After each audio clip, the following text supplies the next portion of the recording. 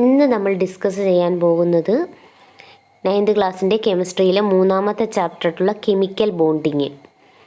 ഇനി മുമ്പുള്ള 2 ചാപ്റ്റേഴ്സുകളിൽ നമ്മൾ ഡിസ്കസ് ചെയ്തത് ആറ്റത്തിൻ്റെ ഘടനയെപ്പറ്റി ഡിസ്കസ് ചെയ്തു.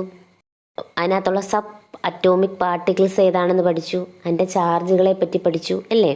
പിന്നെ കുറേ എലമെൻസുകളെ പറ്റി പഠിച്ചു, പീരിയോഡിക് ടേബിളിനെ പറ്റി പഠിച്ചു.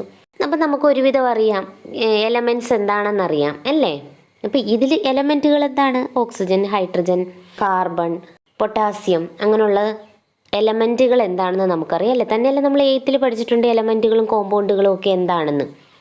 ഇതിനകത്ത് പഠിക്കുന്നത് കെമിക്കൽ ബോണ്ടിങ് ആണ്. എന്ന് വെച്ചാൽ കെമിക്കൽ ബോണ്ടിങ് എന്ന് വെച്ചാൽ രാസബന്ധനം എന്ന് പറഞ്ഞാൽ 2 ആറ്റത്തിനെ ഒരുമിച്ച് നിർത്തി എങ്ങനെ മോളിക്യൂളായി മാറുന്നു. നമ്മളറിയാം ആറ്റം ഒരുമിച്ച് ചേരുമ്പോഴാണ് അത് മോളിക്യൂളായി മാറുന്നതെന്നറിയാം. അപ്പോൾ 2ഓ അതിലധികമോ ആറ്റങ്ങൾ ഒരുമിച്ച് ചേരുമ്പോഴാണ് ഒരു മോളിക്യൂൾ ഉണ്ടാവുന്നതെന്ന് നമ്മൾ പഠിച്ചിട്ടുണ്ട്. അപ്പോൾ അതെങ്ങനെ ഈ 2ഓ 3ഓ അതിലധികമോ ആറ്റങ്ങൾ എങ്ങനെ ഒരുമിച്ച് ബന്ധിച്ച് നിൽക്കുന്നു, അത് ഏത് തരം ഫോഴ്സാണ് ഇതിനെ ഒരുമിപ്പിച്ച് നിർത്തുന്നത്, അങ്ങനെയൊക്കെയുള്ള കാര്യങ്ങളാണ് നമ്മൾ ഈ ചാപ്റ്ററിൽ ഡിസ്കസ് ചെയ്യുന്നത്. Childrens were amazed to see pictures of different type of molecules in the science exhibition. അപ്പോൾ നമ്മൾ നേരത്തെ മുകളിൽ കണ്ട പിക്ചർ, അപ്പോൾ ഡിഫറെൻറ്റ് ടൈപ്പ് ഓഫ് മോളിക്യൂൾസാണ് കാണിച്ചിരിക്കുന്നത്. അത് ഓരോരോ മുത്ത് കോർത്തതുപോലെ കാണിച്ചിരിക്കുന്ന ഡിഫറെൻറ്റ് ടൈപ്പ് ഓഫ് മോളിക്യൂൾസാണ്, തന്മാത്രകളുടെ പിക്ചറുകളാണ്. So many atoms held together like beads strung in a necklace. ഇപ്പം ഒരുപാട് ആറ്റങ്ങൾ കൂടിച്ചേർന്ന ഒരു നെക്ലസ് പോലെയല്ലേ അത് കാണപ്പെടുന്നത്. ഇൻ ദ സെയിം വേ, ഇതുപോലെയാണ് atoms and molecules are arranged and interconnected manner. ഇതുപോലെ ആറ്റംസും മോളിക്യൂൾസും ഇങ്ങനെ ഒന്നിനൊന്നായിട്ട് ഇങ്ങനെ അറേഞ്ച് ചെയ്ത് മാലയിൽ ഒരു മുത്ത് കോർത്തതുപോലെ ഇൻ്റർ കണക്റ്റായിട്ട് അറേഞ്ച്ഡ് ചെയ്തിട്ടാണ് ഇൻ അവർ ബോഡി, നമ്മുടെ ശരീരത്തായാലും and various substances in our surroundings, നമ്മുടെ ചുറ്റുപാടുകളിലുമുള്ള ഒരുപാട് സബ്സ്റ്റൻസുകളുണ്ടല്ലേ. നമുക്കൊരു വൃക്ഷങ്ങൾ എടുക്കാമല്ലോ, പാറക്കല്ലെടുക്കാം, അങ്ങനെ എന്ത് വേണമെങ്കിലും, വാട്ടർ, നമ്മൾ ഒരുപാട് പദാർത്ഥങ്ങളുണ്ട്. അപ്പോൾ ഈ പദാർത്ഥങ്ങളെല്ലാം ഉണ്ടായിരിക്കുന്നത്, നമ്മുടെ ശരീരം പോലും ഉണ്ടായിരിക്കുന്നത് ഇതുപോലെ ആറ്റങ്ങൾ ഇൻ്റർ കണക്ട് ചെയ്ത് മോളിക്യൂൾസുകൾ ഇതുപോലെ മുത്തുപോലെ ഇൻ്റർ കണക്ട് ചെയ്ത് ഒരു സബ്സ്റ്റൻസ് ഉണ്ടാകുന്നു. മനസ്സിലായല്ലോ? Do you know why atoms and molecules are thus connected to one another in elements and compounds? അപ്പോൾ വേറെണ്ണം പറയുന്നുണ്ട് ഇവിടെ, എലമെൻസും കോമ്പൗണ്ട്സും വരുന്നുണ്ട്, അത് ഞാൻ പറഞ്ഞു തരാം. അപ്പോൾ നിങ്ങൾക്കറിയാമോ എങ്ങനെയാണ് ഈ ആറ്റംസും മോളിക്യൂൾസും ഇങ്ങനെ ഒന്നിനായിട്ട് ഇങ്ങനെ ഇൻ്റർ കണക്ട് ചെയ്തിരിക്കുന്നത്? എന്തെങ്കിലും ഒരു ഫോഴ്സ് ഇല്ലാതെ പറ്റത്തില്ലല്ലോ. അപ്പം മാലയിൽ നമ്മൾ മുത്ത് കോർക്കുകയാണെങ്കിൽ അതിനകത്ത് ത്രെഡ് ഉണ്ടല്ലേ, ആ ത്രെഡ് ഇല്ലാതെ അത് പറ്റത്തില്ല. അതുപോലെ ഈ മോളിക്യൂൾസ് ആയാലും ആറ്റംസ് ആയാലും ഒന്നിനൊന്നിങ്ങനെ ഇൻ്റർ കണക്റ്റ് ആയിട്ട് ഇരിക്കണമെങ്കിൽ, മുത്ത് കോർത്തതുപോലെ അടുത്തടുത്തിരിക്കണമെങ്കിൽ അതിനെന്തെങ്കിലും ഒരു ഫോഴ്സ് വേണമല്ലോ അത് അട്രാക്റ്റ് ആയിരിക്കാൻ അല്ലേ. നിങ്ങൾക്കറിയാവോ എങ്ങനെയാണ് ഇതിങ്ങനെ ഇൻ്റർ കണക്റ്റ് അല്ലെങ്കിൽ കണക്റ്റ് ആയിരിക്കുന്നത് ഒന്നിനൊന്ന്? Have you ever thought about it? നിങ്ങൾ എപ്പോഴെങ്കിലും ഇത് ചിന്തിച്ചിട്ടുണ്ടോ? It is the force of attraction between the constituent particles of matter that hold them together. അപ്പോൾ it is the force of attraction, ഒരു ഫോഴ്സ് ഓഫ് അട്രാക്ഷൻ ഉണ്ടല്ലേ. ഇത് തമ്മിൽ പാർട്ടിക്കിൾസുകൾ തമ്മിൽ, ഒരു മാറ്ററിൻ്റെ പാർട്ടിക്കിൾസ് തമ്മിൽ കൂടിച്ചേർന്നിരിക്കാൻ എന്തോ ഒരു ഫോഴ്സ് ഓഫ് അട്രാക്ഷൻ ഉണ്ട്. Let us learn about these force that hold atom and molecules together. അപ്പോൾ ഇതിനകത്ത് പഠിക്കുന്ന, ഈ ചാപ്റ്ററിനകത്ത് പഠിക്കുന്നത് ഈ മോളിക്യൂൾസും അതുപോലെ തന്നെ ആറ്റംസും ഇങ്ങനെ ചേർന്നിരിക്കാൻ വേണ്ടിയിട്ടുള്ള എന്തോ ഒരു ഫോഴ്സ് ഉണ്ട്. ആ ഫോഴ്സിനെ പറ്റിയാണ് നമ്മളിതിൽ പഠിക്കുന്നത്. And also how to write the chemical formula of compound. കോമ്പൗണ്ടുകളുടെ, അതായത് കോമ്പൗണ്ട് എന്ന് വെച്ചാൽ സംയുക്തങ്ങൾ. അത് ഞാൻ പറഞ്ഞു തരാം എന്താണ് കോമ്പൗണ്ട് എന്ന്, എലമെൻറ്റ്സ് എന്നും. നിങ്ങൾ പഠിച്ചിട്ടുണ്ട് എങ്കിലും ഞാൻ പറഞ്ഞു തരാം. അപ്പം ഇത് ഇങ്ങനെയുള്ള അതിൻ്റെ കെമിക്കൽ ഫോർമുല എഴുതാനുമാണ് നമ്മളിതിനകത്ത് പഠിക്കുന്നത്. നമ്മൾ പറഞ്ഞു ആറ്റം ചേർന്നാണ് മോളിക്യൂൾസ് ഉണ്ടാകുന്നതെന്ന്. അപ്പം ഈ മോളിക്യൂൾസിനകത്ത് ഏത് തരം ആറ്റമാണോ ഉള്ളത് പ്രസൻറ്റ് ചെയ്യുന്നത് അതിനെ അനുസരിച്ചിട്ടാണ് ആ മോളിക്യൂളിനെ എലമെൻ്റ് ആണോ കോമ്പൗണ്ട് ആണോ എന്ന് വേർതിരിക്കുന്നത്. ഇപ്പോൾ എക്സാമ്പിൾ പറഞ്ഞാൽ ഹൈഡ്രജൻ്റെ കേസ് എടുത്താൽ 2 ഹൈഡ്രജൻ ആറ്റം കൂടിച്ചേരുമ്പോഴാണ് ഒരു ഹൈഡ്രജൻ്റെ മോളിക്യൂൾ ഉണ്ടാകുന്നത്. അപ്പോൾ ഈ മോളിക്യൂൾ ഉണ്ടാവാൻ വേണ്ടിയിട്ടുള്ള ആറ്റംസിൻ്റെ നേച്ചർ എന്തുവാണ്? 2 ഹൈഡ്രജൻ ആറ്റമാണ് അല്ലേ. അപ്പോൾ അതിനെ എലമെൻ്റ് എന്ന് നമ്മൾ പറയും. ഒരേ തരത്തിലുള്ള 2 ആറ്റം ചേർന്നാണ് ഒരു മോളിക്യൂൾ ഉണ്ടാകുന്നതെങ്കിൽ അതിനെ നമ്മൾ എലമെൻറ്റ്സ് എന്ന് പറയും. ഓക്സിജൻ്റെ കേസ് എടുത്താലും 2 O2 ആണ് അല്ലേ. അപ്പോൾ 2 ഓക്സിജൻ ആറ്റം ചേർന്നാലേ ഒരു ഓക്സിജൻ്റെ മോളിക്യൂൾ ഉണ്ടാകത്തുള്ളൂ. അപ്പോൾ അത് എലമെൻ്റാണ്. മനസ്സിലായല്ലോ? അപ്പോൾ ഒരേ ആറ്റമാണ് ഒരു മോളിക്കുളുള്ളതെങ്കിൽ അത് എലമെൻ്റാണ്. ഇനി നമ്മൾ കോമ്പൗണ്ട് എന്നാണെന്ന് പറഞ്ഞാൽ വാട്ടറിൻ്റെ കേസ് എടുക്ക്, H2O. അപ്പം 2 ഹൈഡ്രജൻ, H2 എന്ന് വെച്ചാൽ 2 ഹൈഡ്രജൻ്റെ ആറ്റവും 1 ഓക്സിജൻ്റെ ആറ്റവും വ്യത്യസ്ത ആറ്റങ്ങളല്ലേ. അപ്പോൾ 2 വ്യത്യസ്ത ആറ്റങ്ങൾ ചേർന്ന് ഒരു മോളിക്കുൾ ഉണ്ടാവുകയാണെങ്കിൽ അതിനെ നമ്മൾ എന്തെന്ന് പറയുന്നു? കോമ്പൗണ്ട്സ് എന്ന് പറയുന്നു. കാർബൺ ഡൈ ഓക്സൈഡ് എടുത്ത CO2 കാർബണിൻ്റെ ആറ്റവും ഓക്സിജൻ്റെ ആറ്റവുമാണ്. അപ്പോൾ അത് ഒരു കോമ്പൗണ്ടാണ്. മനസ്സിലായല്ലോ? എലമെൻറ്റ്സ് കോമ്പൗണ്ട് തമ്മിലുള്ള വ്യത്യാസം മനസ്സിലായല്ലോ. നെക്സ്റ്റ് നോക്ക്, some substances are given below. കുറച്ച് പദാർത്ഥങ്ങളുടെ പേര് കൊടുക്കുന്നു. Differentiate them into elements and compounds. അപ്പോൾ കോമ്പൗണ്ട്സ് ആണോ എലമെൻറ്റ്സ് ആണോ എന്നോ വേർതിരിച്ചിട്ട് എഴുതാനാണ് പറയുന്നത്. ഏതൊക്കെയാണ് തന്നേക്കുന്നത് നോക്കൂ. പൊട്ടാസ്യം ഉണ്ട്, ഓക്സിജൻ ഉണ്ട്, വാട്ടർ ഉണ്ട്, കോമൺ സാൾട്ട് ഉണ്ട്, നൈട്രജൻ ഉണ്ട്, ഹീലിയം, ഹൈഡ്രജൻ, ഷുഗർ. ഇതിനകത്ത് എലമെൻറ്റ്സ് എന്തോ ഏതാണ്, കോമ്പൗണ്ട് എന്താണ് നിങ്ങൾക്ക് തന്നെ എഴുതാവുന്നതേ ഉള്ളൂ അല്ലേ. നിങ്ങൾക്ക് മനസ്സിലായില്ലേ? പേര് കേട്ടപ്പോഴേ മനസ്സിലായി കാണും. പൊട്ടാസ്യം എലമെൻറ്റ്സ് ആണ്. ഞാൻ വാട്ടറിൻ്റെ കാര്യം കോമ്പൗണ്ട് എന്ന് പറഞ്ഞാൽ 2 ആറ്റം ചേർന്നിട്ടാണ് എന്തുണ്ടാകുന്നത്, വാട്ടർ ഉണ്ടാകുന്നത്. പക്ഷേ പൊട്ടാസ്യത്തിനകത്ത് പൊട്ടാസ്യത്തിൻ്റെ ആറ്റം മാത്രമേ ഉള്ളൂ. ഓക്സിജൻ എന്താണ്, എലമെൻ്റാണ്. കോമൺ സാൾട്ട് ഇതാണ്, കോമ്പൗണ്ടാണ്. നൈട്രജൻ എലമെൻറ്റ്സ് ആണ്, ഹീലിയം എലമെൻറ്റ്സ് ആണ്, ഹൈഡ്രജൻ എലമെൻറ്റ്സ് ആണ്, ഷുഗർ കോമ്പൗണ്ട്സ് ആണ്. എഴുതിക്കൂടെ നിങ്ങൾക്ക്? You know that there are 2 atoms in 1 molecule of hydrogen. ഞാൻ പറഞ്ഞു തന്നു ഹൈഡ്രജനകത്ത് 2 ഹൈഡ്രജൻ്റെ ആറ്റം ചേരുമ്പോഴാണ് ഒരു മോളിക്കുൾ ഉണ്ടാകുന്നതെന്ന്. If so how many atoms are there in the each substances given below. താഴെ കൊടുത്തിരിക്കുന്നതിനകത്ത് ഓരോ സബ്സ്റ്റൻസസിലും എത്ര ആറ്റംസുകൾ ഉണ്ടെന്നാണ് എഴുതേണ്ടത്. മോളിക്കുൾസ് കണ്ടുപിടിക്കുക. മോളിക്കുൾസും നമ്പർ ഓഫ് ആറ്റംസും. ആ മോളിക്കുളിൽ ഓരോന്നിൻ്റെയും മോളിക്കുളാണ് എഴുതിയേക്കുന്നത്. ഓക്സിജൻ്റെ ഒരു മോളിക്കുള്, വാട്ടറിൻ്റെത്, നൈട്രജൻ്റെ മോളിക്കുള്, ഹീലിയത്തിൻ്റെ ഒരു മോളിക്കുള്, മീഥേലിൻ്റെ ഒരു മോളിക്കുള്, ഷുഗറിൻ്റെ ഒരു മോളിക്കുള്. അപ്പോൾ അതിനകത്ത് എത്ര ആറ്റംസ് ഉണ്ടെന്നാണ് കണ്ടുപിടിക്കേണ്ടത്. കാരണം ആറ്റം കൂടിച്ചേർന്നാണ് മോളിക്കുൾ ഉണ്ടാകുന്നത്. നിങ്ങൾക്ക് ഒരു എലമെൻറ്റോ കോമ്പൗണ്ടോ തന്നാൽ അതിനകത്തെ ആറ്റവും മോളിക്കുളും കണ്ടുപിടിക്കുന്നത് എങ്ങനെയാണെന്ന് അറിയാത്തവർക്ക് വേണ്ടിയിട്ടാണ് ഞാൻ പറയുന്നത്. കഴിഞ്ഞ പ്രാവശ്യം പഠിച്ചതാണ്. അറിയാവുന്നവർക്ക് അറിയാം, അറിയാത്തവർക്ക് വേണ്ടിയിട്ടാണ്. ഇത് വാട്ടറിൻ്റെ 2 മോളിക്കുളിൻ്റെ കെമിക്കൽ ഫോർമുലയാണ് എഴുതിയേക്കുന്നത്. നമുക്കറിയാം ഹൈഡ്രജനും ഓക്സിജനും ചേർന്നാണ് വാട്ടർ ഉണ്ടാകുന്നതെന്നറിയാം. ഇതിനകത്തെ മോളിക്കുളും ആറ്റവും എവിടാണ്? ഇടതുവശത്ത് ഈ കാണുന്നതാണ് മോളിക്കുൾ. ഒരു എലമെൻറ്റിൻ്റെ വലതുവശത്ത് താഴെ എഴുതിയേക്കുന്നതാണ് ആറ്റം. അപ്പോൾ 2H2O എന്ന് പറയുന്നത് ഒരു കോമ്പൗണ്ടാണ്. അത് ഹൈഡ്രജനും ഓക്സിജനും ചേർന്നൊരു കോമ്പൗണ്ടാണ്. അപ്പോൾ ഓക്സിജൻ്റെ 2 ആറ്റം ചേർന്നാണ് ഒരു മോളിക്കുൾ ഉണ്ടാകുന്നത്. വാട്ടറിൻ്റെ 3 ആറ്റം ചേർന്നാണ്. കാരണം ഹൈഡ്രജൻ്റെ 2 ആറ്റവും ഓക്സിജൻ്റെ 1 ആറ്റവും 3 ആറ്റം. നൈട്രജൻ്റെ N2 ആണ്. അപ്പോൾ നൈട്രജൻ്റെ 2 ആറ്റം ചേരുമ്പോഴാണ് നൈട്രജൻ്റെ ഒരു മോളിക്കുളാവുന്നത്. ഹീലിയത്തിൻ്റെ 1 ആറ്റമേ ഉള്ളൂ. മീഥേൻ്റെ 5 ആറ്റം ചേർന്നിട്ടാണ് ഒരു മോളിക്കുളാവുന്നത്. ഷുഗർ ഒരു കോമ്പൗണ്ടാണ്. അതുകൊണ്ട് തന്നെ ബാക്കി വാട്ടറും ഷുഗറും മാത്രമേ ഉള്ളൂ ഇതിനകത്ത് കോമ്പൗണ്ടായിട്ട് വരുന്നത്. ബാക്കി എല്ലാ എലമെൻസുകളാണ്. അപ്പോൾ ഷുഗറിൻ്റെ ഏതൊക്കെ ചേർന്നിട്ടാണ്? ഷുഗറിൻ്റെ കാർബൺ ആറ്റവും ഹൈഡ്രജൻ ആറ്റവും ഓക്സിജൻ ആറ്റവും ചേർന്നാണ് ഷുഗറിൻ്റെ ഒരു മോളിക്കുൾ ഉണ്ടാകുന്നത്. കാർബണിൻ്റെ 12 ആറ്റവും ഹൈഡ്രജൻ്റെ 22 ആറ്റവും ഓക്സിജൻ്റെ 11 ആറ്റവും കൂടി ചേർന്നിട്ടാണ് ഷുഗറിൻ്റെ ഒരു മോളിക്കുൾ ഉണ്ടാകുന്നത്. അപ്പോൾ ടോട്ടൽ 45 ആറ്റമാണ് ഷുഗറിൻ്റെ ഒരു മോളിക്കുളിലുള്ളത്. ഇനി നോക്ക്, it can be understood from the table 3.2 that some molecules have more than 1 atom. ചില മോളിക്കുളുകളിൽ ഒന്നിൽ കൂടുതൽ ആറ്റങ്ങളുണ്ടെന്ന് മനസ്സിലാക്കാൻ കഴിഞ്ഞില്ല. നമ്മൾ ഇതിനകത്ത് നോക്കിയപ്പോൾ ചില മോളിക്കുൾ ഒന്നിൽ കൂടുതൽ ആറ്റങ്ങളുണ്ടല്ലേ. നമുക്ക് ഓക്സിജനകത്ത് തന്നെ ഒരു മോളിക്കുളാണ്, അതിൽ ഒന്നിൽ കൂടുതൽ ആറ്റമുണ്ട്, 2 എണ്ണം ഉണ്ട്. വാട്ടറിലും ഉണ്ട്. ഹീലിയത്തിൽ പക്ഷേ 1 ആറ്റം മാത്രമേ ഉള്ളൂ, ഒരു മോളിക്കുൾ അല്ലേ. ചില മോളിക്കുളുകളിൽ ഒന്നിൽ കൂടുതൽ ആറ്റങ്ങളുണ്ടെന്ന് മനസ്സിലായല്ലോ. Why do atoms in A molecule stay together? തന്മാത്രകൾ ആറ്റങ്ങൾ കൂടി നിൽക്കാൻ കാരണം എന്താണ്? ഫോർ സ്റ്റെബിലിറ്റി അല്ലേ. സ്റ്റെബിലിറ്റിക്ക് വേണ്ടിയിട്ടാണ്. പറഞ്ഞല്ലോ ഔട്ടർ മോസ്റ്റ് ഷെല്ലിൽ, ഞാനത് കഴിഞ്ഞ ചാപ്റ്ററിൽ തന്നെ എക്സ്പ്ലെയിൻ ചെയ്തതാണ്. ഔട്ടർ മോസ്റ്റ് ഷെല്ലിൽ 8 ഇലക്ട്രോണുകൾ ഇല്ലെങ്കിൽ അതിന് സ്റ്റെബിലിറ്റി ഇല്ല. അപ്പോൾ സ്റ്റെബിലിറ്റി ഇല്ലാത്ത ഇലക്ട്രോണുകൾ ഒരുമിച്ച് നിൽക്കും. എന്തിനാണ്? സ്റ്റെബിലിറ്റിക്ക് വേണ്ടിയിട്ട്. ഔട്ടർ മോസ്റ്റ് ഷെല്ലിൽ ഒരു ആറ്റത്തിന് 2 ഇലക്ട്രോണും മറ്റൊരു ആറ്റത്തിന് 6 ഇലക്ട്രോണുമാണുള്ളതെങ്കിൽ സ്റ്റെബിലിറ്റിക്ക് വേണ്ടിയിട്ട് ഇതെന്ത് ചെയ്യും? കൂടി നിൽക്കും. ഇനി why do atom combine to form molecule? എന്തിനാണ് ആറ്റങ്ങൾ സംയോജിച്ച് തന്മാത്രകളായി മാറുന്നത്? For attaining stability. നെക്സ്റ്റ് നോക്ക്, ഹൗ ഡു ആറ്റംസ് കമ്പൈൻ? എങ്ങനെയാണ് atom സംയോജിക്കുന്നത്?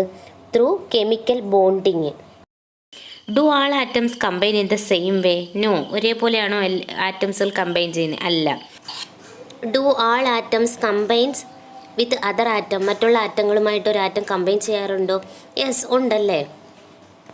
Have you ever thought about such things? നിങ്ങൾ ഇങ്ങനെയുള്ള കാര്യങ്ങളെപ്പറ്റി ചിന്തിച്ചിട്ടുണ്ടോ? How many atoms are there in a molecule of noble gas? Noble ഗ്യാസിൻ്റെ മോളിക്യൂളിൽ എത്ര ആറ്റംസുകളുണ്ട്? തന്മാത്രയിൽ ഒരാറ്റമേ ഉള്ളൂ, 1. നമ്മളിവിടെ കണ്ടു, ഹീലിയം എന്ന് പറയുന്നത് ഒരു നോബിൾ ഗ്യാസാണ്. അതിന് ആറ്റം ഒരെണ്ണമേ ഉള്ളൂ. They do not combine with other atoms. മറ്റുള്ള ആറ്റംസുമായിട്ടതൊരു റിലേഷനും പോകാറില്ല അല്ലേ, കമ്പൈൻ ചെയ്യാറില്ല. അതുകൊണ്ടാണ് അതിനെ അലസവാതകങ്ങളെന്നും ഇനേർട്ട് ഗ്യാസ് എന്ന് പറയുന്നത് എന്നൊക്കെ നമ്മൾ പഠിച്ചു. കാരണം അതിൻ്റെ ബാഹ്യതമ ഷെല്ലിൽ എത്ര ഇലക്ട്രോൺ ഉണ്ട്? 8 ഇലക്ട്രോൺ ഉണ്ട്. അതുകൊണ്ട് തന്നെ അത് മറ്റുള്ള ആറ്റവുമായിട്ടത് കമ്പൈൻ ചെയ്യാൻ പോകേണ്ട ആവശ്യമില്ല. അതിന് സ്റ്റെബിലിറ്റി ഉണ്ട്. നമുക്ക് താഴെ ഒരു ചാർട്ട് തന്നിട്ടുണ്ട്. അതിനകത്ത് എലമെൻ്റ് ഉണ്ട്, അറ്റോമിക് നമ്പർ ഉണ്ട്, ഇലക്ട്രോൺ കോൺഫിഗറേഷൻ ഉണ്ട്. അതിൻ്റെ ഒരു പ്രത്യേകത എന്താണ്? അതിൻ്റെ ഔട്ടർ മോസ്റ്റ് ഷെല്ലിൽ, ബാഹ്യതമ ഷെല്ലുകളിലെല്ലാം എത്ര ഇലക്ട്രോണുകളാണുള്ളത്? 8 ഇലക്ട്രോണുകളാണുള്ളത്. അതുകൊണ്ട് തന്നെ അതിന് സ്റ്റെബിലിറ്റി ഉണ്ടല്ലേ. ഇവിടെ ഹീലിയത്തിൻ്റെ കേസ് എടുക്കുവാണെങ്കിൽ 2 ആറ്റമേ ഉള്ളൂ. കാരണം അതിനൊരൊറ്റ ഷെല്ലേ ഉള്ളൂ, കെ ഷെല്ല് മാത്രമേ ഉള്ളൂ. കെ ഷെല്ലിൽ അക്കോമഡേറ്റ് ചെയ്യാനുള്ള ഇലക്ട്രോണുകളുടെ എണ്ണം 2ആണ്. അതുകൊണ്ട് തന്നെ അതിന് സ്റ്റെബിലിറ്റി ഉണ്ട്.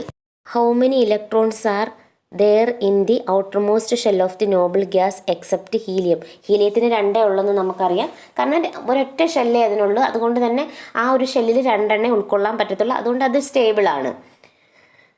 മറ്റുള്ളതോ എത്ര ഉണ്ട്? നോബിൾ ഗ്യാസിന് 8 ഇലക്ട്രോൺ ഉണ്ടല്ലേ ഔട്ടർമോസ്റ്റ് ഷെല്ലിൽ. The arrangement of 8 electrons in the outermost shell as in Noble gas. Noble ഗ്യാസിന് ഔട്ടർമോസ്റ്റ് ഷെല്ലിൽ 8 ഇലക്ട്രോൺസ് ആണ്. അതുകൊണ്ട് അതിനെ പറയുന്ന പേരാണ് ഒക്ടറ്റ് കോൺഫിഗറേഷൻ. ഒക്ടറ്റ് കോൺഫിഗറേഷൻ എന്ന് പറഞ്ഞാൽ അഷ്ടക വിന്യാസം, 8 എണ്ണം. Atoms with octet configuration in the outermost shell are found to be more stable. അതുകൊണ്ട് അത് മോർ സ്റ്റേബിൾ ആയിരിക്കും. Such atoms are generally reluctant to participate in chemical reaction. Chemical റിയാക്ഷന് പോകത്തില്ല. അതുകൊണ്ടാണ് അതിനെ അലസവാതകങ്ങൾ എന്ന് നമ്മൾ പറയുന്നത്.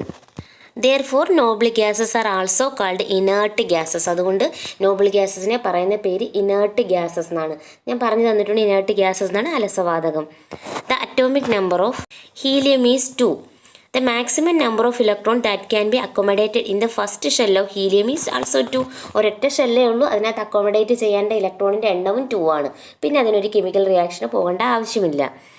Therefore, the duplet configuration of helium is stable like that of other noble gases. അപ്പം 8 എണ്ണം ഉള്ളതിനെ ഒക്ടേറ്റ് കോൺഫിഗറേഷൻ എന്നും 2 എണ്ണം ഔട്ടർമോസ്റ്റ്, കാരണം അതിൻ്റെ ആവശ്യമുള്ളൂ, അതിനെ ഡ്യൂപ്ലേറ്റ് കോൺഫിഗറേഷൻ എന്നാണ് പറയുന്നത് ഹീലിയത്തിനെ. ഇതെല്ലാം പഠിച്ചു വെച്ചോണം. ഒൺവേഡൊക്കെ ചോദിക്കാൻ ചാൻസ് ഒരുപാടുള്ള ക്വസ്റ്റ്യൻസുകളാണ്. Observe the electron configuration of magnesium and oxygen in table 3.4. മഗ്നീഷ്യത്തിൻ്റെ അറ്റോമിക് നമ്പർ 12 ആണ്. Electronic configuration 282. ഓക്സിജൻ്റെ 8 ആണ്, 26. Are these atom stable? ഇത് സ്റ്റേബിൾ ആണോ? നോക്ക്, മഗ്നീഷ്യത്തിൻ്റെത് ഔട്ടർമോസ്റ്റ് ഷെല്ലിൽ 2 ഇലക്ട്രോണും ഓക്സിജന് 6 ഇലക്ട്രോണുമാണ് ഔട്ടർമോസ്റ്റ് ഷെല്ലിലുള്ളത്. അപ്പം നമുക്ക് പറയാം ഇത് സ്റ്റേബിൾ അല്ലെന്ന്. കാരണം ഔട്ടർമോസ്റ്റ് ഷെല്ലിൽ 8 ഇലക്ട്രോൺ വരണം ആ ഒരു ആറ്റം സ്റ്റേബിൾ ആവണമെങ്കിൽ. അപ്പോൾ ഈ ഇലക്ട്രോൺ എന്താണ്? മഗ്നീഷ്യവും ഓക്സിജനും 2 ആറ്റവും സ്റ്റേബിൾ അല്ലെന്ന് പറയാം അല്ലേ. Are these atoms stable? No അല്ലേ. How can they attain stability? എങ്ങനെ ഇതിന് സ്റ്റെബിലിറ്റി അറ്റൈൻ ചെയ്യാം? സ്റ്റെബിലിറ്റി അറ്റൈൻ ചെയ്യണമെങ്കിൽ ഒരൊറ്റ വഴിയുള്ളൂ, ഔട്ടർമോസ്റ്റ് ഷെല്ലിൽ 8 ഇലക്ട്രോൺ വേണം. എങ്കിൽ മാത്രമേ ഒരു ആറ്റത്തിന് സ്റ്റെബിലിറ്റി ഉള്ളൂ. അപ്പോൾ എന്ത് സംഭവിക്കും? ഒന്നുകിൽ മഗ്നീഷ്യം ഓക്സിജൻ്റെ 6 ഇലക്ട്രോണിനെ വാങ്ങിച്ച് ഔട്ടർമോസ്റ്റ് ഷെല്ലിൽ 8 ഇലക്ട്രോൺ ആക്കണം. അല്ലാന്നുണ്ടെങ്കിൽ മഗ്നീഷ്യം ഓക്സിജന് 2 ഇലക്ട്രോണുകൾ വിട്ടുകൊടുത്തു കഴിഞ്ഞാൽ ഓക്സിജനും ഔട്ടർമോസ്റ്റ് ഷെല്ലിൽ 8 ഇലക്ട്രോൺ ആവും, മഗ്നീഷ്യത്തിനും ഔട്ടർമോസ്റ്റ് ഷെല്ലിൽ 8 ഇലക്ട്രോൺ ആവും. മഗ്നീഷ്യത്തിന് 6 ഇലക്ട്രോണിനെ വാങ്ങിക്കുന്നതിനേക്കാളും നല്ലത് 2 ഇലക്ട്രോണിനെ വിട്ടു കൊടുക്കുന്നതല്ലേ, അതല്ലേ എളുപ്പം. അപ്പം 6നേക്കാളും ചെറിയ സംഖ്യയല്ലേ 2, അപ്പോൾ 2നെ അങ്ങ് വിട്ടു കൊടുക്കും. അപ്പോൾ 2നെ വിട്ടു കൊടുക്കുമ്പോൾ മഗ്നീഷ്യത്തിൻ്റെ ഔട്ടർമോസ്റ്റ് ഷെല്ലിൽ എത്ര ആവും? 8 ഇലക്ട്രോൺ ആവും. 2 ഷെല്ലേ ഉള്ളൂ, 8 ഇലക്ട്രോൺ ആവും. ഓക്സിജന് ഔട്ടർമോസ്റ്റ് ഷെല്ലിൽ 6 ഇലക്ട്രോണാണ്. അപ്പോൾ 2 ഇലക്ട്രോണോട് മഗ്നീഷ്യത്തിൻ്റെ കിട്ടുമ്പോൾ എങ്ങനെ ആവും? അവിടെ 8 ഇലക്ട്രോൺ ആവും, സ്റ്റെബിലിറ്റി ആവും അല്ലേ. How can they attain stability? ഈ മഗ്നീഷ്യനും ഓക്സിജനും എങ്ങനെയാണ് സ്റ്റെബിലിറ്റി കിട്ടുന്നത്? കെമിക്കൽ ബോണ്ടിങ് വഴി. കെമിക്കൽ ബോണ്ടിങ് ഒക്കെ എന്താണെന്ന് നമുക്ക് ഈ ചാപ്റ്ററിൻ്റെ അങ്ങോട്ടുള്ള ഭാഗങ്ങളിൽ പഠിക്കാം. When magnesium and oxygen combine to form magnesium oxide. ഇങ്ങനെ മഗ്നീഷ്യവും ഓക്സിജനും കമ്പൈൻ ചെയ്യും. എങ്ങനെ കമ്പൈൻ ചെയ്യും? ഇലക്ട്രോണുകളെ കൊടുത്തും വാങ്ങിയും. അതായത് ഔട്ടർമോസ്റ്റ് ഷെല്ലിൽ 8 ഇലക്ട്രോൺ ആക്കണം അതിന്. അപ്പോൾ എന്താ, ഈ മഗ്നീഷ്യം 2 ഇലക്ട്രോണുകളെ ആർക്ക് കൊടുക്കും? ഓക്സിജന് കൊടുക്കുമ്പോൾ ഓക്സിജൻ്റെ ഔട്ടർമോസ്റ്റ് ഷെല്ലിൽ 8 ഇലക്ട്രോൺ ആവുകയും ചെയ്യും. മഗ്നീഷ്യത്തിൻ്റെ ഔട്ടർമോസ്റ്റിൽ 2 പോകുമ്പോൾ 8 ആയല്ലോ, 2 8 ആണ്. അപ്പോൾ 8 ആവും ഔട്ടർമോസ്റ്റ് ഷെല്ലിൽ.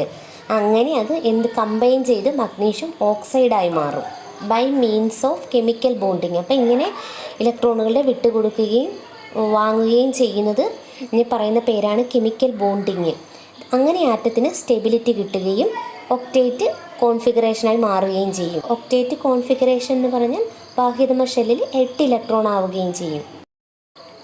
അപ്പം ഈ അൺസ്റ്റേബിൾ ആയിട്ടുള്ള ആറ്റങ്ങളാണ് കെമിക്കൽ ബോണ്ടിങ്ങിൽ ഏർപ്പെടുന്നത്.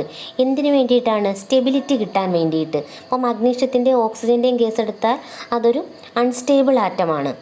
പക്ഷേ നമ്മൾ അലസവാതകത്തിൻ്റെയാണ് നോബിൾ ഗ്യാസിൻ്റെ കേസ് എടുത്താൽ അത് സ്റ്റേബിൾ ആറ്റമാണ്. കെമിക്കൽ റിയാക്ഷനിൽ ഏർപ്പെടുന്നുണ്ടോ? ഇല്ല അല്ലേ. കാരണം അതിൻ്റെ ഔട്ടർമോസ്റ്റ് ഷെല്ലിൽ 8 ഇലക്ട്രോൺ ഉള്ളതുകൊണ്ട് അതിന് സ്റ്റെബിലിറ്റി ഉണ്ട്. അതുകൊണ്ട് തന്നെ ഹീലിയോ 2 ഇലക്ട്രോണാണ്. കാരണം ആ ഷെല്ലിൽ 2 ഇലക്ട്രോണുകളെ നമുക്ക് ഉൾക്കൊള്ളാൻ സാധിക്കുകയുള്ളൂ. അതിന് ആ 2 ഇലക്ട്രോൺ അതിൻ്റെ ഔട്ടർമോസ്റ്റ് ഷെല്ലിൽ ഉള്ളത് കൊണ്ട് അത് സ്റ്റേബിളാണ്. അപ്പോൾ ഔട്ടർമോസ്റ്റ് ഷെല്ലിൽ 8 ഇലക്ട്രോൺ ഉണ്ടെങ്കിൽ അത് സ്റ്റേബിളാണ്, അത് കെമിക്കൽ റിയാക്ഷനിൽ ഏർപ്പെടില്ല. ഔട്ടർമോസ്റ്റ് ഷെല്ലിൽ 8 ഇലക്ട്രോൺ കുറവാണെങ്കിൽ അത് കെമിക്കൽ റിയാക്ഷനിൽ ഏർപ്പെടും, അത് അൺസ്റ്റേബിൾ ആറ്റമാണ്. പിടികിട്ടിയല്ലോ. The forces of attraction that hold together the constituent particle of a compound is called a chemical bond. ഒരു കോമ്പൗണ്ടിലുള്ള പാർട്ടിക്കിൾസിനെ ചേർത്ത് നിർത്തുന്ന ഒരു ഫോഴ്സ് ഉണ്ട്. ആ ഫോഴ്സിനെയാണ് പറയുന്നത് കെമിക്കൽ ബോണ്ടെന്ന്. ഇപ്പം നോക്ക്, ഈ ഒരു കോമ്പൗണ്ട് മഗ്നീഷ്യം ഓക്സൈഡ് ഒരു കോമ്പൗണ്ടാണ്. അതിനെ ചേർത്ത് നിർത്തുന്നൊരു അട്രാക്ഷനുണ്ട്. അതിനെയാണ് നമ്മൾ കെമിക്കൽ ബോണ്ട് എന്ന് പറയുന്നത്. മഗ്നീഷ്യം ഒരു ആറ്റമായിരുന്നു, ഓക്സിജൻ ഒരു ആറ്റമായിരുന്നു, പക്ഷേ അതിനെ ചേർത്ത് നിർത്തുന്നുണ്ട്. നെക്സ്റ്റ് നമുക്ക് പഠിക്കാനുള്ളത് ionic bond. You have learn that the chemical name of the table salt ഈ സോഡിയം ക്ലോറൈഡ്. നമ്മൾ ഉപ്പിന് പറയുന്നത് എന്താണ്? കറിയുപ്പ്. ടേബിൾ സാൾട്ട് എന്ന് പറഞ്ഞാൽ കറിയുപ്പ്, നമ്മൾ വീട്ടിൽ ഉപയോഗിക്കുന്ന ഉപ്പ്. അതിന് പറയുന്നത് സോഡിയം ക്ലോറൈഡ് എന്നാണ്. Let us examine the chemical bond in sodium chloride. സോഡിയം ക്ലോറൈഡിൻ്റെ കെമിക്കൽ ബോണ്ടിങ് ആണ് നമ്മൾ പഠിക്കാൻ പോകുന്നത്. കെമിക്കൽ ബോണ്ടിങ് എന്ന് പറഞ്ഞാൽ രാസബന്ധനം. അത് സോഡിയവും ക്ലോറിനുമാണ്. ഈ സോഡിയം ഒരു എലമെൻറ്റ്, ക്ലോറിൻ വേറൊരു എലമെൻറ്റ്. ഈ സോഡിയവും ക്ലോറിനും എങ്ങനെ ഒരുമിച്ച് സോഡിയം ക്ലോറൈഡ് ഉണ്ടായി എന്നുള്ളതാണ് നമ്മൾ പഠിക്കാൻ പോകുന്നത്. സോഡിയം ക്ലോറൈഡ്, അതായത് കറിയുപ്പ്, നമ്മൾ ടേബിൾ സാൾട്ട് എന്ന് പറയുന്നത് നമ്മൾ വീട്ടിൽ ഉപയോഗിക്കുന്ന കറിയുപ്പ്.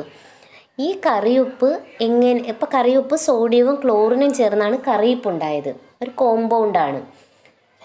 എന്നിട്ട് ഈ സോഡിയവും ക്ലോറിനും എങ്ങനെ ചേർന്ന് കറിയുപ്പായി എന്ന് നമുക്ക് നോക്കാം. സോഡിയത്തിൻ്റെ അറ്റോമിക് നമ്പർ നമുക്കറിയാം, നമ്മൾ പീരിയോഡിക് ടേബിളിൽ പഠിച്ചതാണ്. 11 ആണ് സോഡിയത്തിൻ്റെ അറ്റോമിക് നമ്പർ. എന്നെയാണ് സോഡിയത്തിൻ്റെ സിമ്പല് പറഞ്ഞു. അതിൻ്റെ അറ്റോമിക് നമ്പർ 11 ആണ്. അപ്പോൾ അതിൻ്റെ ഇലക്ട്രോണിക് കോൺഫിഗറേഷൻ എങ്ങനെ വരും? 2 8 1. 2 എന്ന് പറയുന്നത് കെ ഷെല്ലിൽ അക്കോമഡേറ്റ് ചെയ്യുന്ന ഇലക്ട്രോണുകളുടെ എണ്ണം, 8 എന്ന് പറയുന്നത് എൽ ഷെല്ലിൽ അക്കോമഡേറ്റ് ചെയ്യുന്ന ഇലക്ട്രോണുകളുടെ എണ്ണം, 1 എന്ന് പറയുന്നത് എം ഷെല്ലിൽ. പക്ഷേ സോഡിയത്തിൻ്റെ ആറ്റത്തിൻ്റെ കേസ് എടുത്താൽ അതിന് സ്റ്റെബിലിറ്റി ഇല്ല. കാരണം അതിൻ്റെ ഔട്ടർമോസ്റ്റ് ഷെല്ലിൽ 1 ഇലക്ട്രോണേ ഉള്ളൂ. 8 ഇലക്ട്രോൺ ഉണ്ടെങ്കിൽ ഒരു ആറ്റത്തിൻ്റെ ഔട്ടർമോസ്റ്റ് ഷെല്ലിൽ 8 ഇലക്ട്രോൺ ഉണ്ടെങ്കിൽ മാത്രമേ അതിന് സ്റ്റെബിലിറ്റി കിട്ടത്തുള്ളൂ. ഈ സോഡിയത്തിൻ്റെ ആറ്റം എന്തിന് ശ്രമിച്ചുകൊണ്ടിരിക്കും? സ്റ്റേബിൾ ആവാൻ ശ്രമിച്ചുകൊണ്ടിരിക്കും. ഔട്ടർമോസ്റ്റ് ഷെല്ലിൽ ഒന്നുകിൽ 7 ഇലക്ട്രോണുകളെ ഏതെങ്കിലും ആറ്റങ്ങളുടെ കയ്യിൽ നിന്ന് സ്വീകരിച്ചിട്ട് അത് സ്റ്റേബിൾ ആകാൻ നോക്കും. അല്ലാന്നുണ്ടെങ്കിൽ ഒരു ഇലക്ട്രോൺ ആർക്കെങ്കിലും കൊടുത്തിട്ട് അത് സ്റ്റേബിൾ ആവാൻ നോക്കും. അപ്പോൾ ഔട്ടർമോസ്റ്റ് ഷെല്ലിൽ 8 ഇലക്ട്രോൺ ആവുമല്ലോ. അന്നേരം എന്ത് ചെയ്യും? ഇതിന് 7 ഇലക്ട്രോണുകളെ ആരുടെയെങ്കിലും കയ്യിൽ നിന്ന് വാങ്ങുന്നതിനേക്കാളും നല്ലത് ഒരു ഇലക്ട്രോണിനെ വിട്ടുകൊടുത്തിട്ട് സ്റ്റേബിളായിട്ട് നിൽക്കുന്നതല്ലേ. അപ്പോൾ സോഡിയം അങ്ങനെ ചെയ്യത്തുള്ളൂ. സോഡിയം എന്ത് ചെയ്യും? 7 ഇലക്ട്രോണിനെ ആരുടെയിൽ നിന്ന് വാങ്ങാതെ ഒരു ഇലക്ട്രോണിനെ വിട്ടുകൊടുത്തിട്ട് 2 8 എന്ന ഇലക്ട്രോണിക് കോൺഫിഗറേഷനിൽ സ്റ്റേബിളായിട്ട് നിൽക്കും. അപ്പോൾ ഇനിയിപ്പോൾ നമുക്ക് ക്ലോറിൻ്റെ കേസ് പഠിക്കാം. സോഡിയം ക്ലോറൈഡ് ആണല്ലോ. ഈ സോഡിയവും ക്ലോറിനും ചേർന്നതാണ് കറിയുപ്പ് എന്ന് പറയുന്നത്. അപ്പോൾ ക്ലോറിൻ്റെ കാര്യം നോക്കുക. ഇനി ക്ലോറിൻ്റെ കേസ് എടുത്ത് നോക്കൂ. ക്ലോറിന് നമുക്കറിയാം അറ്റോമിക് നമ്പർ 17 ആണ്. അതിൻ്റെ ഇലക്ട്രോൺ വിന്യാസം എങ്ങനെയാണ്? 2 8 7. അപ്പോൾ അതും ഇതൊക്കെ ഒരു കാര്യം നോക്കിക്കഴിഞ്ഞാൽ അതും സ്റ്റെബിലിറ്റി ഉണ്ടോ? ഇല്ലല്ലേ. ഔട്ടർമോസ്റ്റ് ഷെല്ലിൽ എത്ര ഇലക്ട്രോണേ ഉള്ളൂ? 7 ഇലക്ട്രോണേ ഉള്ളൂ. എം ഷെല്ലിൽ 7 ഇലക്ട്രോണേ ഉള്ളൂ. അതിന് 8 ഇലക്ട്രോൺ ഉണ്ടെങ്കിൽ മാത്രമേ അതിന് സ്റ്റെബിലിറ്റി കിട്ടൂ. ഇതിൻ്റെയും കേസ് അതാണ്. ഒന്നുകിൽ അത് 7 ഇലക്ട്രോണിനെ കളയണം, അല്ലെങ്കിൽ ആരുടെയെങ്കിലും കയ്യിൽ നിന്നും 7 ഇലക്ട്രോൺ ചുമ്മാ കളയാൻ പറ്റത്തില്ല, ഏതെങ്കിലും ഒരു ആറ്റത്തിന് കൊടുക്കണം, അതേ പറ്റൂ. അല്ലാന്നുണ്ടെങ്കിൽ ഒരു ഇലക്ട്രോണിനെ ഏതെങ്കിലും ഒരു ആറ്റത്തിൽ നിന്ന് വാങ്ങിക്കണം, എന്നാലേ അതിനൊരു സ്റ്റെബിലിറ്റി കിട്ടി 8 ഇലക്ട്രോണ് അതിൻ്റെ ഔട്ടർമോസ്റ്റ് ഷെല്ലിലാവത്തുള്ളൂ. സോഡിയത്തിൻ്റെ കയ്യിൽ 1 ഇലക്ട്രോൺ കൊടുക്കാനും ഉണ്ട്. ക്ലോറിനാണെങ്കിൽ ഔട്ടർമോസ്റ്റ് ഷെല്ലിൽ 7 ഇലക്ട്രോണുമാണ്, അതിനൊരു ഇലക്ട്രോൺ വേണേം താനും. അപ്പോൾ എന്ത് സംഭവിക്കും? അപ്പോൾ സോഡിയം 1 ഇലക്ട്രോൺ ക്ലോറിന് കൊടുക്കുകയും ആ ക്ലോറിൻ ആ 7 ഇലക്ട്രോണിൻ്റെ കൂടെ ഈ 1 ഇലക്ട്രോണിനെയും കൂടെ വാങ്ങി ഒരു സ്റ്റെബിലിറ്റി കൈവരിക്കുകയും ചെയ്യും. ക്ലോറിൻ അപ്പോൾ ഔട്ടർമോസ്റ്റ് ഷെല്ലിൽ 8 ഇലക്ട്രോൺ ആവും. സോഡിയത്തിന് 1 ഇലക്ട്രോൺ കൊടുക്കുമ്പോൾ ഔട്ടർമോസ്റ്റ് ഷെല്ലിൽ 8 ഇലക്ട്രോൺ ആവും. അപ്പോൾ അവിടെ ഒരു ഇലക്ട്രോൺ ട്രാൻസ്ഫർ നടക്കും അല്ലേ. അങ്ങോട്ടും ഇങ്ങോട്ടും ഇലക്ട്രോണിനെ കൈമാറ്റം നടക്കും. അപ്പോൾ സോഡിയം 1 ഇലക്ട്രോണിനെ കളഞ്ഞ് 2 8 എന്നുള്ള ഒരു ഇലക്ട്രോണിക് കോൺഫിഗറേഷനിലെത്തുകയും ക്ലോറിൻ 1 ഇലക്ട്രോണിനെ വാങ്ങി 2 8 8 എന്നുള്ളൊരു ഇലക്ട്രോണിക് കോൺഫിഗറേഷനിലെത്തുകയും ചെയ്യും. അപ്പോൾ സോഡിയത്തിൻ്റെ പഴയ അറ്റോമിക് നമ്പർ എത്രയാണ്? 11 ആണ് അല്ലേ. അപ്പോൾ അതിൻ്റെ ഇലക്ട്രോൺ വിന്യാസം നമ്മൾ കണ്ട് 2 8 1 ആണ്. അപ്പോൾ അറ്റോമിക് നമ്പർ 11 ആയതുകൊണ്ട് തന്നെ അതിൻ്റെ പ്രോട്ടോണിൻ്റെ നമ്പർ 11ഉം അതിൻ്റെ ഇലക്ട്രോണിൻ്റെ നമ്പർ 11ഉം, അതായത് അത് ന്യൂട്രലാണ്. ആ ആറ്റം ന്യൂട്രലാണ്. കാരണം പ്രോട്ടോൺ പോസിറ്റീവാണ്, ഇലക്ട്രോൺ നെഗറ്റീവാണ്. അപ്പോൾ 11 11 ആകുമ്പോൾ അത് ക്യാൻസലായിപ്പോയി ന്യൂട്രലാണ്. അതുപോലെ തന്നെ ക്ലോറിൻ്റെ കേസും 17 ആണ് അതിൻ്റെ അറ്റോമിക് നമ്പർ. അതുകൊണ്ട് തന്നെ അതിൻ്റെ ഇലക്ട്രോണിൻ്റെ എണ്ണം 17, പ്രോട്ടോണിൻ്റെ എണ്ണം 17. പ്രോട്ടോൺ എന്ന് വെച്ചാൽ പോസിറ്റീവാണ്, ഇലക്ട്രോൺ എന്ന് പറഞ്ഞാൽ നെഗറ്റീവ് ചാർജുമാണ്. അപ്പോൾ ചാർജ് സെയിം ആണ്. അപ്പോൾ അതെന്തോ ചെയ്യും? പോസിറ്റീവ് നെഗറ്റീവ് ക്യാൻസലായി പോകും അല്ലേ. അത് ന്യൂട്രലാണ് അല്ലേ, അതിന് ചാർജൊന്നുമില്ല. അപ്പോൾ നേരത്തെയുള്ള ക്ലോറിൻ്റെയും സോഡിയത്തിൻ്റെയും ആറ്റം എന്ന് വെച്ചാൽ ന്യൂട്രലാണ്, അതിന് ചാർജൊന്നുമില്ല. പക്ഷേ കെമിക്കൽ റിയാക്ഷനിൽ ഏർപ്പെട്ടത് നമ്മൾ കണ്ടു. ഏർപ്പെട്ട് കഴിഞ്ഞപ്പോൾ അതിൻ്റെ ഇലക്ട്രോൺ വിന്യാസത്തിൽ മാറ്റം വന്നു. ബാഹ്യതമ ഷെല്ലിൽ 2ൻ്റെ 8 ഇലക്ട്രോണായി ഇലക്ട്രോൺ വിന്യാസത്തിന് മാറ്റം വന്നു. അന്നേരം അതിൻ്റെ പുതിയ ഇലക്ട്രോൺ വിന്യാസം എന്താണ്? അതിൻ്റെ പുതിയ ഇലക്ട്രോൺ വിന്യാസം സോഡിയത്തിൻ്റെ 2 8ഉം ക്ലോറിൻ്റെ 2 8 8ഉമായി. എന്തിനാണ്? ഇലക്ട്രോണിനെയാണ് വിട്ടുകൊടുത്തത്, പ്രോട്ടോണിനെ അല്ല. പ്രോട്ടോൺ ആ ന്യൂക്ലിയസിൽ അതുപോലെ ഇരിപ്പുണ്ട് അല്ലേ. 11 പ്രോട്ടോൺ ആ ന്യൂക്ലിയസിൽ സോഡിയത്തിൻ്റെ ഇരിപ്പുണ്ട്. ക്ലോറിൻ്റെ 17 പ്രോട്ടോൺ ന്യൂക്ലിയസിൽ ഇരിപ്പുണ്ട്. ഇലക്ട്രോണിനെയാണ് അങ്ങോട്ടും ഇങ്ങോട്ടും കൈമാറിയത്. അന്നേരം പ്രോട്ടോൺ നോക്കപ്പോൾ ഇപ്പോഴത്തെ കേസിൽ സോഡിയത്തിന് 11 പ്രോട്ടോൺ ഉണ്ട്, പക്ഷേ ഇലക്ട്രോൺ എത്രയേ ഉള്ളൂ? 10 ഇലക്ട്രോണേ ഉള്ളൂ അല്ലേ. ഇലക്ട്രോണിക് കോൺഫിഗറേഷൻ 2 8 ആണ്. ക്ലോറിൻ്റെ കേസിലോ അത് 2 8 8 ആണ് ഇലക്ട്രോണിക് കോൺഫിഗറേഷൻ. അതുകൊണ്ട് തന്നെ ഇലക്ട്രോണിൻ്റെ എണ്ണം എത്ര ഉണ്ട്? 18 ഉണ്ട്. ഒരെണ്ണം വാങ്ങി 18 ഉണ്ട്. പ്രോട്ടോണിൻ്റെ എണ്ണം 17 ഉണ്ട്.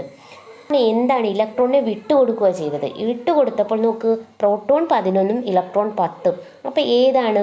ഒരു പോസിറ്റീവ് ചാർജ് കൂടുതലല്ലേ. ഏതിനാണ്? സോഡിയത്തിന് ഒരു പോസിറ്റീവ് ചാർജ് കൂടുതലാണ്. ക്ലോറിൻ്റെ കേസ് എടുത്താലോ, ഒരു പ്രോട്ടോൺ 17 ആണ്. ഒരു ഇലക്ട്രോൺ വാങ്ങിച്ചപ്പോൾ ഒരു നെഗറ്റീവ് ചാർജ് അവിടെ കൂടി. അപ്പോൾ ക്ലോറിന് ഒരു നെഗറ്റീവ് ചാർജ് കൂടുതലല്ലേ. സോഡിയത്തിന് ഒരു പോസിറ്റീവ് ചാർജ് കൂടുതലും, കാരണം ഒരു പ്രോട്ടോൺ കൂടുതലുണ്ട്. ക്ലോറിന് ഒരു നെഗറ്റീവ് ചാർജ് കൂടുതലാണ്, കാരണം ഒരു ഇലക്ട്രോണിനെയാണ് വാങ്ങിയത് കൊണ്ട് തന്നെ ഇലക്ട്രോൺ നെഗറ്റീവ് ചാർജ് ആയതുകൊണ്ട് ഒരു നെഗറ്റീവ് ചാർജ് ക്ലോറിന് കൂടുതലാണ്. ശ്രദ്ധിച്ചിരുന്നോണേ, ഇത് പഠിച്ചാലും അങ്ങോട്ടുള്ള ക്വസ്റ്റ്യൻ ആൻസറൊക്കെ നമുക്ക് ചെയ്യാൻ സാധിക്കുകയുള്ളൂ. അപ്പോൾ ഒന്ന് പോസിറ്റീവുമായി ഒന്ന് നെഗറ്റീവുമായി. നേരത്തെ ന്യൂട്രലായിരുന്നു, ഇപ്പോൾ കെമിക്കൽ റിയാക്ഷൻ കഴിഞ്ഞ ശേഷം ഒന്ന് പോസിറ്റീവും ഒന്ന് നെഗറ്റീവുമായി. അതുപോലെ ഒരു ചാർജ് നേടിയെടുക്കുകയോ, പോസിറ്റീവ് ചാർജ് ആവട്ടെ നെഗറ്റീവ് ചാർജ് ആവട്ടെ, നേടിയെടുക്കുകയോ നഷ്ടപ്പെടുകയോ ചെയ്ത അങ്ങനെ ആയ ആറ്റത്തിനെ, ചാർജായ ആറ്റത്തിനെ നമ്മൾ വിളിക്കുന്ന പേരാണ് അയോൺ. ശ്രദ്ധിച്ചിരുന്നോണം, വേർഡ് കിട്ടും. അങ്ങനെ നഷ്ടപ്പെടുകയോ നേടിയെടുക്കുകയോ ചെയ്ത് ചാർജായ ആറ്റത്തിനെ വിളിക്കുന്ന പേരാണ് അയോൺ. നമ്മൾ പറഞ്ഞു സോഡിയവും ക്ലോറിനും ചേർന്നാണ് കറിയുപ്പ് അല്ലെങ്കിൽ സോഡിയം ക്ലോറൈഡ് എന്ന് പറഞ്ഞു. അപ്പോൾ ഇത് ഇലക്ട്രോണിനെ കൊടുക്കുന്നു, ഒരെണ്ണം വാങ്ങിക്കുന്നു. പക്ഷേ ഇത് ഇലക്ട്രോണിനെ കൊടുക്കുകയും വാങ്ങിക്കുകയും ചെയ്തിട്ട് ഇത് രണ്ടായിട്ട് പിരിയുന്നില്ല അല്ലേ? എങ്ങനെ? സോഡിയത്തിൻ്റെ ആറ്റം സെപ്പറേറ്റും ക്ലോറിൻ്റെ ആറ്റം സെപ്പറേറ്റുമായിട്ട് അവർ പിരിഞ്ഞു പോകുന്നില്ല. അവർ ഒരുമിച്ചിരുന്ന് സോഡിയം ക്ലോറൈഡായിട്ടാണ് പിന്നീട് നിൽക്കുന്നത്.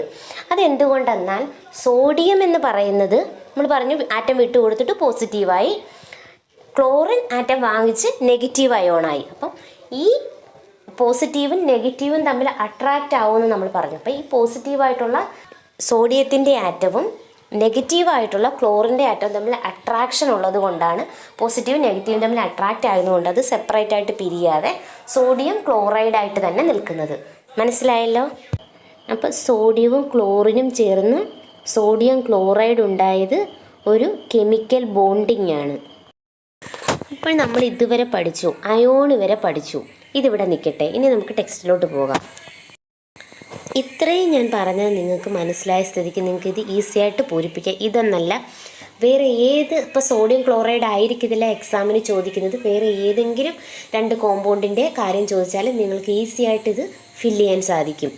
നോക്കൂ, what are the constituent elements of sodium chloride? ഞാൻ പറഞ്ഞു സോഡിയവും ക്ലോറിനും. Write the electronic configuration of sodium atom atomic number 11 ആണെന്ന് പറഞ്ഞു. പറ്റുമല്ലോ, കോൺഫിഗറേഷൻ എഴുതാൻ പറ്റും. ഏതാണ് configuration? 281. How many electrons are there in the outermost shell of the sodium atom? 1 അല്ലേ, നമ്മൾ കണ്ടു. How does the sodium atom attain octet electron configuration? എങ്ങനെയാണ് അത് അറ്റൈൻ ചെയ്യുന്നത്? ദേ ലിബറേറ്റിംഗ് ഇലക്ട്രോണിനെ വിട്ടുകൊടുത്തിട്ട്, നമ്മൾ കണ്ടു, ഒരു ഇലക്ട്രോണിനെ വിട്ടുകൊടുത്തിട്ട് ദേ ലിബറേറ്റിംഗ് ഇലക്ട്രോൺ. അപ്പോൾ ഇത് പഠിച്ച സ്ഥിതിക്ക് ഇത് ഈസി ആയിട്ട് പൂരിപ്പിക്കാം. വായിച്ച് ഇതുപോലെ വേറെ ഏതെങ്കിലും കോമ്പൗണ്ടിൻ്റെ കാര്യം തന്നാലും ഫില്ല് ചെയ്യാൻ നിങ്ങൾക്ക് സാധിക്കും. അതിൻ്റെ കെമിക്കൽ ഇക്വേഷൻസ് ആണ് ഈ കാണിക്കുന്നത്. അത് സോഡിയം ഇലക്ട്രോണിനെ വിട്ടുകൊടുത്ത കെമിക്കൽ ഇക്വേഷൻസ് ആണ് ഈ കാണിക്കുന്നത്. ഇലക്ട്രോൺ ട്രാൻസ്ഫറിൻ്റെ നമുക്ക് നോക്കാം അതെങ്ങനെയാണെന്ന്. Na എന്ന് പറഞ്ഞാൽ സോഡിയം ആറ്റം. ആ സോഡിയം ആറ്റം ഒരു ഇലക്ട്രോൺ എന്ന് വെച്ചാൽ ഇലക്ട്രോൺസ് നെഗറ്റീവ് അല്ലേ, അതാണ് മുകളിൽ നെഗറ്റീവ്. ഒരു നെഗറ്റീവ് ഇലക്ട്രോൺ വിട്ടുകൊടുത്ത് Na എന്ന് പറയുന്ന ഒരു പോസിറ്റീവ് അയോണായിട്ട് മാറി. സോഡിയത്തിൻ്റെ ആറ്റത്തിൻ്റെ ബോർ മോഡൽ ഇവിടെ തന്നിട്ടുണ്ട്. സോഡിയം ആറ്റത്തിൻ്റെ ബോർ മോഡൽ 281 ആണ്. അതിൽ നിന്നും ഒരു ഇലക്ട്രോണിനെ മൈനസ് ആയിട്ടുള്ള, ഇപ്പം നെഗറ്റീവാണ് ഇലക്ട്രോൺ, ഒരു ഇലക്ട്രോണിനെ വിട്ടുകൊടുത്തു, പോസിറ്റീവായിട്ടുള്ള ഒരു അയോണായിട്ട് മാറി. അതിൻ്റെ ഇലക്ട്രോണിക് കോൺഫിഗറേഷൻ അപ്പോൾ എത്രയാണ്? 28. നെക്സ്റ്റ് നോക്ക്, the outermost electron can be removed from the sodium atom only by overcoming the attractive forces of the nucleus. നമ്മൾ ഇത്രയും നേരം പറഞ്ഞുകൊണ്ടിരുന്നത്, അതായത് കഴിഞ്ഞ ചാപ്റ്ററിലെല്ലാം പറഞ്ഞുകൊണ്ടിരുന്നത് ന്യൂക്ലിയസ് പോസിറ്റീവാണ്. അത് പ്രോട്ടോൺ ന്യൂക്ലിയസിലുള്ളത് കൊണ്ട് തന്നെ ഇത് പോസിറ്റീവ് ചാർജാണ്. അത് ബാഹ്യതമ ഷെല്ലിൽ, അതായത് ഔട്ടർമോസ്റ്റ് ഷെല്ലിലുള്ള ഇലക്ട്രോണുകളെ ഇങ്ങനെ അട്രാക്റ്റ് ചെയ്തുകൊണ്ടിരിക്കും. അത് നെഗറ്റീവ് ആയതുകൊണ്ട് അട്രാക്റ്റ് ചെയ്തുകൊണ്ടിരിക്കും. അത് നെഗറ്റീവ് ആയതുകൊണ്ട് അത് അട്രാക്റ്റ് ഇങ്ങനെ ചെയ്തുകൊണ്ടിരിക്കുമെന്ന് നമ്മൾ പഠിച്ചതാണ്. അപ്പോൾ ഈ അട്രാക്റ്റീവ് ഫോഴ്സ്, അപ്പോൾ ന്യൂക്ലിയസ് ഈ സോഡിയത്തിൻ്റെ കേസ് എടുത്താലും ഏതൊരു ആറ്റത്തിൻ്റെ കേസ് എടുത്താലും ഔട്ടർമോസ്റ്റ് ഷെല്ലിലുള്ള ഇലക്ട്രോണുകളെ ന്യൂക്ലിയസ് അട്രാക്റ്റ് ചെയ്തുകൊണ്ടിരിക്കും.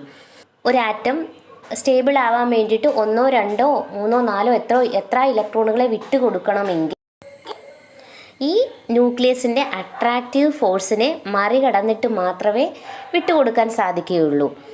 അപ്പോൾ ഈ ന്യൂക്ലിയസിൻ്റെ ഈ ഒരു അട്രാക്റ്റീവ് ഫോഴ്സ്, കാരണം നെഗറ്റീവാണ്, ഇലക്ട്രോൺസ് നെഗറ്റീവാണ്, നെഗറ്റീവിനെ അട്രാക്റ്റ് ചെയ്തുകൊണ്ടിരിക്കുകയാണ്.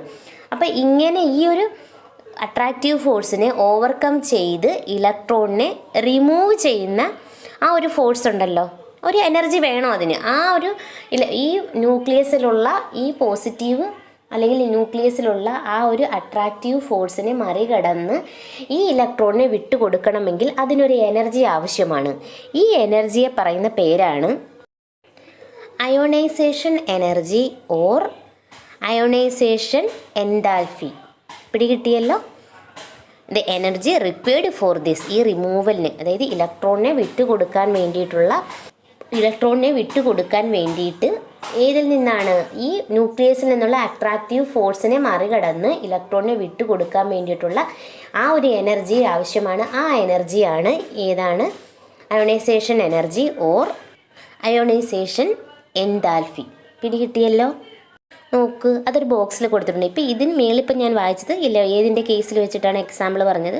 സോഡിയത്തിൻ്റെ കേസിൽ വെച്ചിട്ട്. അതിൻ്റെ ഡെഫിനിഷൻ താഴെ കൊടുത്തിട്ടുണ്ട്. The amount of energy required to remove the most loosely bounded electron from the outermost shell of an isolated gaseous atom of an element is called its ionisation energy. അതായത് ഒരു amount of energy ആവശ്യമാണ്. എന്തിനാണ്? Most loosely bonded electron from the outermost ഷെല്ലിലുള്ള, നമുക്കറിയാം outermost ഷെല്ലിലുള്ള electron loosely ആയിരിക്കും. കാരണം ന്യൂക്ലിയസിൽ നിന്നുള്ള അട്രാക്ഷൻ കുറഞ്ഞാണ് വരുന്നത് അല്ലേ? അപ്പോൾ ഓർബിറ്റ് കൂടുന്തോറും അല്ലെങ്കിൽ ഷെല്ല് കൂടുന്തോറും ന്യൂക്ലിയസിൽ നിന്നുള്ള അട്രാക്ഷൻ കുറയും, ഔട്ടർ മോസ്റ്റ് ഷെല്ലിലോട്ടുള്ള കുറയുമെന്ന് നമ്മൾ ഈ ഗ്രൂപ്പ് പറഞ്ഞു. അപ്പോൾ അങ്ങനെ ഏറ്റവും ലാസ്റ്റിലുള്ളത് വളരെ ലൂസ്ലി പാക്ക് ചെയ്തേക്കുന്ന ഇലക്ട്രോൺ ആയിരിക്കും. അട്രാക്ഷൻ അതായത് ഓർബിറ്റ് കൂടുന്തോറും അപ്പോൾ അതിനെ പെട്ടെന്ന് വിട്ടുകൊടുക്കാൻ എളുപ്പമായിരിക്കും. Isolated gaseous atom of an element is called its ion. അങ്ങനെ വിട്ടുകൊടുക്കാനുള്ള ആ ഒരു എനർജിയെ പറയുന്ന പേരാണ് അയോണൈസേഷൻ എനർജി. നെക്സ്റ്റ് എന്താണ്? Write the electron configuration of chlorine atom atomic number 17. Chlorine ആറ്റത്തിൻ്റെ ഇലക്ട്രോണിക് കോൺഫിഗറേഷൻ 287 ആണ്. How many electrons are needed for the chlorine atom to attain octet electron configuration? എത്ര ആറ്റം വേണം? ഒരാറ്റം. ഒക്ടറ്റ് ഇലക്ട്രോണിക് കോൺഫിഗറേഷൻ എന്ന് പറഞ്ഞാൽ outer most ഷെല്ലിൽ 8 electron ആവുക. അതാണ് octet electronic configuration. Note the illustration and the chemical equation given below. Here the chlorine atom accept the electron to became a chlorine ion. അതൊക്കെ ഞാൻ വളരെ വിശദമായിട്ട് പറഞ്ഞതാണ്. അതിൻ്റെ ഇലക്ട്രോൺ കോൺഫിഗറേഷൻ നോക്കൂ, അതിൻ്റെ കെമിക്കൽ ഇക്വേഷൻ നോക്കൂ, താഴെ തന്നിട്ടുണ്ട്.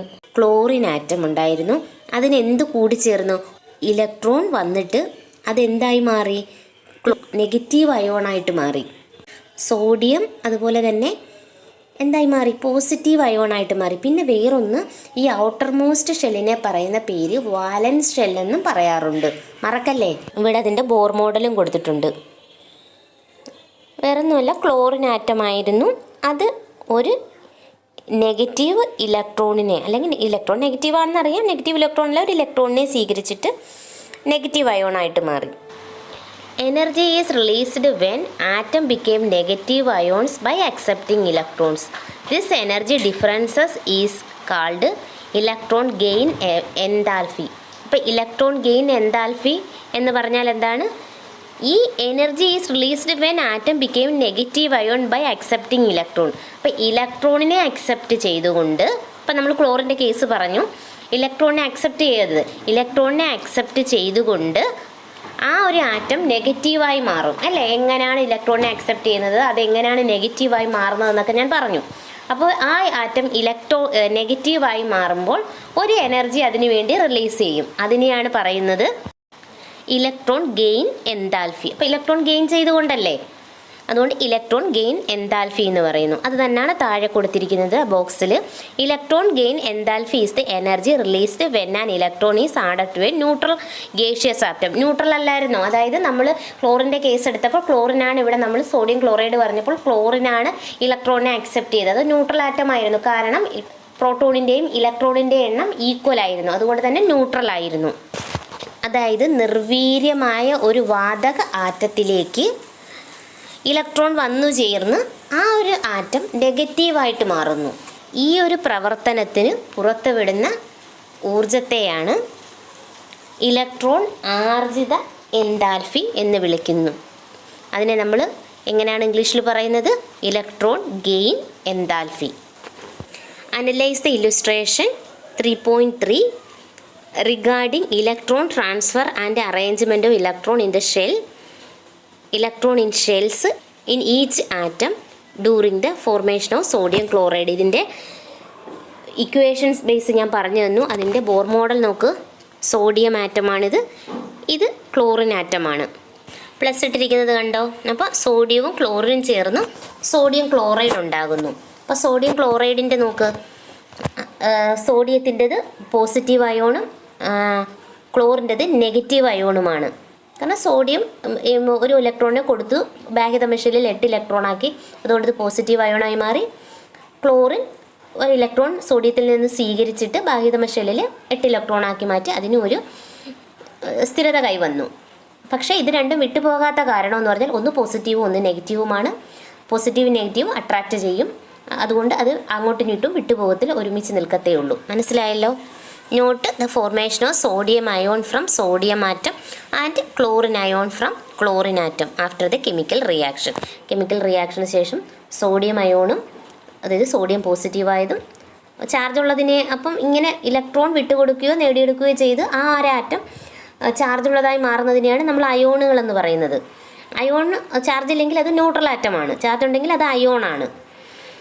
ഇത് ഈ കെമിക്കൽ റിയാക്ഷൻ, അതിൻ്റെ കെമിക്കൽ റിയാക്ഷനാണ് മുകളിൽ കൊടുത്തത്. ബോർ മോഡലാണ് കൊടുത്തത്. ഇന്നത്തെ ക്ലാസ് നമുക്കിവിടെ നിർത്താം.